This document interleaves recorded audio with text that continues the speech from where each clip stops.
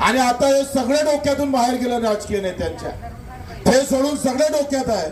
मुंबईचा प्रवास करताना जी मुंबई कामगार म्हणून ओळखल्या जात होती, गिरणी कामगाराची ओळख ज्या मुंबईची होती, मच्छीमारांची ओळख ज्या मुंबईची होती, ती मुंबई आता कामगारांची राहिली का?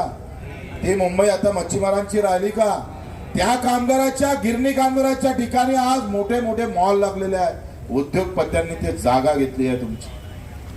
प्रश्न तो नाही आहे, प्रश्न आम्ही पाहतोय जेव्हा आमच्या जागेवर जिथं ज्या कामगारांना कष्ट केले, मेहनत केली, रक्ताचं पाणी केलं, त्या कामगाराची व्यवस्था अजूनही तच्च्या तशीच आहे, त्यांचे घर अजूनही तच्च्या तसेच आहे, ते तीन मात्रही बदलले नाही। नेत्यांचे घर मोठे झाले, उद्योगपत्यांचे घर मोठे झाले, अधिकाऱ्यांचे घर मोठे झाले, पण सामान्य जनमतानं तुम्हाला निवडून दिलं, तो माझं मात्र माणूस आमचा पाय घासून घासून मरत।